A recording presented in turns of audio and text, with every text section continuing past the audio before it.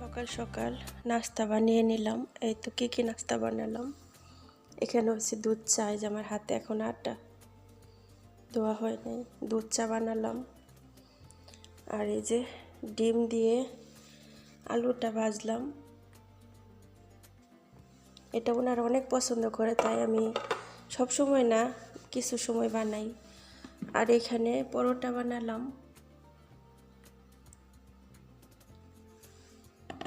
সকালের পরোটা অনেক দিন পর বানালাম পরোটা।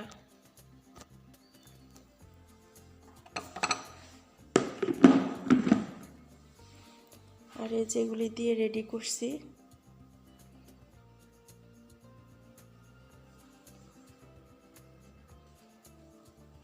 এই যে, তো যাই হোক, সকালের নাস্তাটা বানালাম। আলহামদুলিল্লাহ, সকালের নাস্তাটা আমার কাছে অনেক ভেজাল মনে হয়। 2-3টা কাজ অনেক ভেজাল আমার কাছে। তো যাই হোক, নাস্তা দিয়ে শুরু করলাম আজকের ব্লগটা। সবাই কেমন আছেন? আশা করছি ভালো। আলহামদুলিল্লাহ রব্বিল আলামিন। এই তো দেখেন, সকালের নাস্তা বানিয়ে এখন বাকি কাজগুলো করব। তো সবাই সাথেই থাকুন, দেখতে থাকুন পুরো ভিডিওটা। আর সবাইকে বলবো, যারা আমার চ্যানেলে নতুন আছেন, প্লিজ আমার চ্যানেলটা সাবস্ক্রাইব করে পাশে থাকবেন ইনশাআল্লাহ। তো রান্নাঘরের অবস্থা দেখাই, পরোটা বানালাম। যে আমার রান্নাঘরের অবস্থা দেখেন, একদম ময়লা হয়ে গেছে। আর এই যে এখন এগুলো পরিষ্কার করব। পরিষ্কার করে তারপর বাকি কাজগুলো শুরু করব। তো কাজ করি, সাথেই থাকুন ইনশাআল্লাহ। তো এইদিকে দেখেন অনেকগুলো পাটের শাক। এই শাকগুলো আবার বানছিল অনেকগুলো শাক। তো আমি ম্যাডাম দুজনে মিলে শাকগুলো বাছছি কালকে। বাছার পর এগুলি আর আমি ধুইতেও পারি নাই বা ইয়েও করতে পারি নাই। তো রাতের বেলা আনছে, আনার সাথে সাথেই আমি আর ম্যাডাম আমি চাইছিলাম ফ্রিজে রেখে দিতে। তো ফ্রিজে রেখে দিব, তো ম্যাডাম বলতেছে যে না রেহানা, ফ্রিজে রাখো না, কারণ ফ্রিজে রাখলে কি হয়, মনে থাকবে না কিছু না, তখন শাকগুলা ঠান্ডাতে আরও শুকায় যাব। আর মানে মানে তরতাজা থাকবো না আর কি, এরকম। তো অনেক টলটলা ছিল, মানে ফ্রেশ আনলে যেরকম হয় এরকম। পরে ম্যাডাম বলতেছে, আমি বললাম যে ম্যাডাম এত রাতে আমি কীভাবে কী করবো, রাতের 10:30 11টা বাজে। পরে উনি বলতেছে যে সমস্যা নাই, তুমি সোপরা বিছাও, আমি আর তুমি একসাথে করি। তো যখন উনি এই কথা বললো, তখন আমি আরও মনের মধ্যে সাহস পাইলাম যে আলহামদুলিল্লাহ, ঠিক আছে, তাহলে চলেন করি। আমার একটু হয়তো বা আমার একটু যতটুকু আমি একটু সময় নিতাম, একটু রেস্ট নিতাম, তারপরে একটু কাজকর্ম করতাম, তো ওইটা আর কি রেস্টটা হয় নাই। তো সাথে সাথে ম্যাডাম যেহেতু রাজি হয়েছে, আর আমার ম্যাডাম কিন্তু কাজ করে অনেক ফাস্ট, মাশাআল্লাহ, অনেক তাড়াতাড়ি কাজ করে। ওনার কাজ দেখলে আমি অবাক হয়ে থাকি। আর বেশিরভাগ কথা হচ্ছে যে আমার দেখছেন আপনারা, আমি জানি না কতটুকু দেখেন, আমি কিন্তু নিজেরটা নিজে বলবো না, আমি কাজে কিন্তু অনেক ফাস্ট, আমার কাজ করতে বেশি সময় লাগে না। যেমন ধরেন যে দোতলা আর এই নিচতলা একটা বাসা আমার পরিষ্কার করতে, যদি আমি পরিষ্কার করতে যাই, তাহলে হাইস্টে আমার 4 থেকে 5 ঘন্টায় লাগবে। 5 ঘন্টা লাগবে না, 4 ঘন্টার মতো লাগবে। কারণ শুধু ঝাড়ু দেওয়া মোছা না, এখানে কিন্তু যেমন আমরা ঝাড়ু দেই, মুছি, তারপরে অনেক কাজ কিন্তু আমরা করি। তো তার আগে একটি কথা বলি, সেটা হচ্ছে পাটের শাকগুলো আপনারা দেখলেন। এই পাটের শাক সবগুলো আমি একদম ব্লেন্ডার করে একদম মিহিন করে নিব। তো আপনারা দেখেন।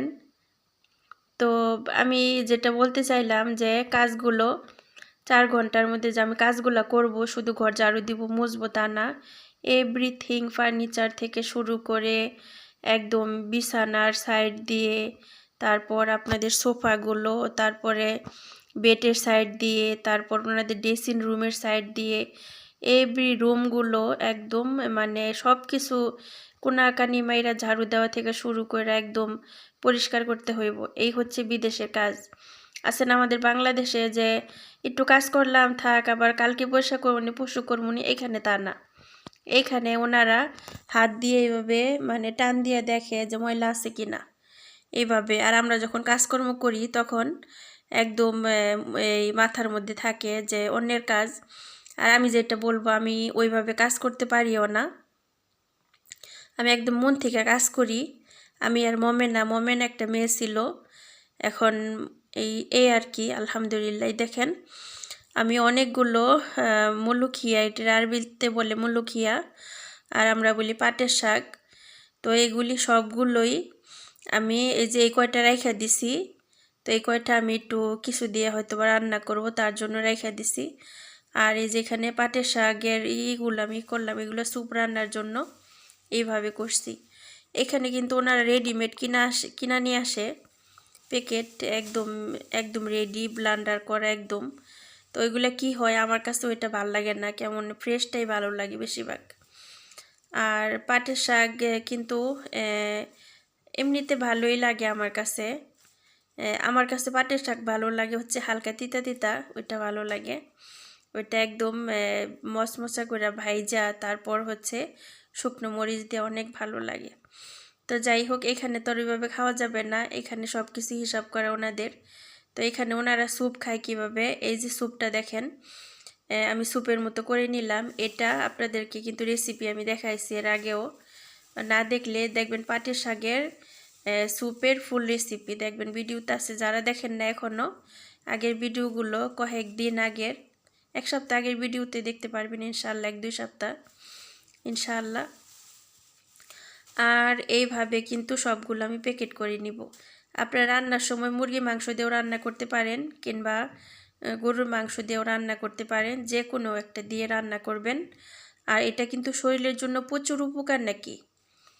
আমার ম্যাডাম স্যার ওনারা সবসময় এই জিনিসটা খুবই কেয়ারফুল, যে কোনটা খেলে শরীরের জন্য ভালো হবে, কোনটা প্রোটিন, কোনটা ভালো মন্দ, সত্যি খুব ভালো লাগে এসব বিষয়ে। তো যাই হোক, দেখেন আমি এই যে রেডি করে নিলাম, এখন ফ্রিজে রেখে দিব। এই তো 2 প্যাকেট 2 দিন রান্না হবে। আর এটা আপনারা দেখতেছেন অনেকখানি, আসলে একদমই অনেকখানি হয়েছে, কিন্তু একটু ঘন ঘন করে রান্না করতে গেলে এইভাবে করতে হয়। আর আমি কিন্তু বেশি পাতলা করি নাই, ঘন ঘন করছি, যেন রান্না করলে ওনারা তৃপ্তি করে খেতে পারে। তো 2 প্যাকেট রেখে দিলাম, আর অল্প একটু আছে বাকি, ওইটাও রেখে দিব। এই যে,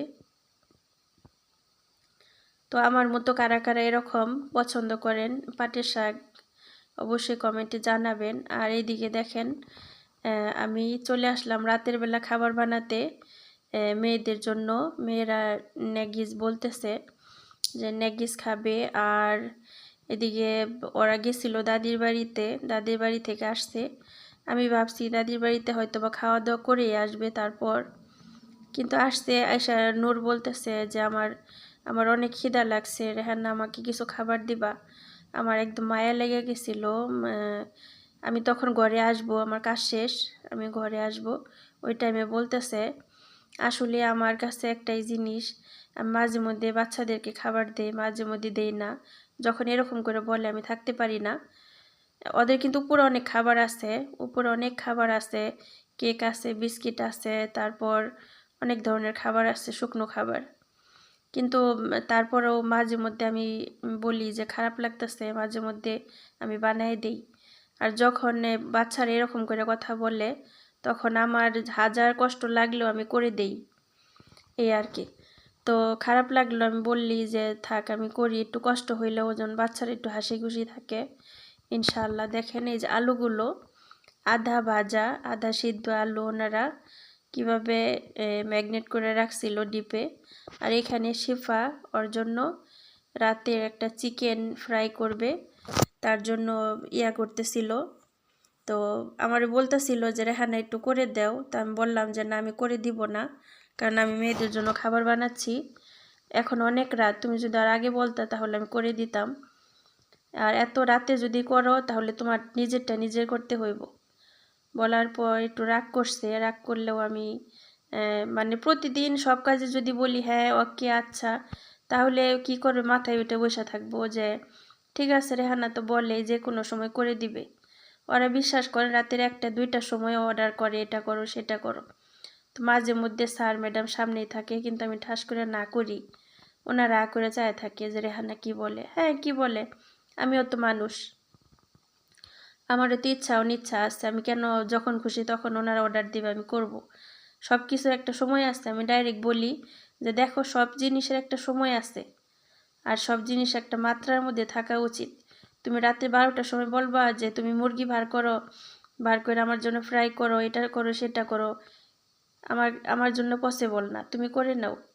তো এরকমই ও মুরগিটা করছে, বার করছে, তারপরেও করতেছে। তা আমি আর করি নাই। আমি ওটা দেখেই আমি কিন্তু এই যে মেয়েদের জন্য নেগিস টেগিস বাঁচতেছিলাম। তো আর কি ভয়ে ছিলাম যে হয়তোবা যদি কোনো দুর্ঘটনা ঘটে তাহলে তো আমার উপরে দোষ পড়বে, তাই ওকেও হেল্প করতেছিলাম, বাচ্চাদের জন্য খাবার বানাইতেছিলাম। আর হচ্ছে বিষয়, আসলে কথা বললে অনেক কথা হয়ে যায়, কম কথা যত বলা যাবে ততই ভালো। আলহামদুলিল্লাহ রবিল আলামিন। আর এই যে এখানে দেখতেছেন 3 পিস চিকেন, এই চিকেন 3 পিস আমার জন্য রাখছি, কারণ একটু মরিচ খেতেও ভালো লাগবে। আর মেয়েদের জন্য নর্মালগুলো বাচ্ছি। আর এদিকে কিন্তু শিফা আপনারা দেখলেন ওর জন্য আলাদা খাবারও করতেছে। ও একটু ডায়েট খাবারগুলো বেশি পছন্দ করে, আর ও স্বাস্থ্য বেশি মোটা তেল চবড়ি খাবার একদমই পছন্দ করে না। আর ফাতুমা আর হচ্ছে নূর, ওরা কিন্তু অন্যরকম। তো যাই হোক, অনেক কথা বললাম, অনেক কাজ করলাম। তো আজকের ব্লগটা আপনাদের সবার কাছে কেমন লাগলো অবশ্যই কমেন্টের মাধ্যমে জানাবেন। আর ভিডিওর মাধ্যমে যদি ভুল কিছু হয়ে থাকে প্লিজ ক্ষমার দৃষ্টিতে দেখবেন, কারণ আমি আপনাদের মেয়ের মতো, আমি আপনাদের মনের মতো। তো এই হচ্ছে বিষয়, ভুল তো অবশ্যই হয়, কারণ আমরা মানুষ, আমরা তো আল্লাহর ফেরেশতা না, আমাদের ভুল আছে। তো সবাইকে এই কথাটাই বলবো যে ভুল কিছু হয়ে থাকলে ক্ষমার দৃষ্টিতে দেখবেন ইনশাআল্লাহ। আর আমরা যারা প্রবাসে থাকি, প্রবাসী মেয়েদের ব্লগ ভিডিওগুলো দেখতে আপনাদের কার কাছে ভালো লাগে অবশ্যই কমেন্টে জানাবেন। আমরা আসলেই যতটুকু রিয়েল লাইফ ততটুকু আপনাদের সাথে শেয়ার করি। তো সবাই ভালো থাকবেন, সুস্থ থাকবেন। আল্লাহ হাফেজ, আসসালামু আলাইকুম।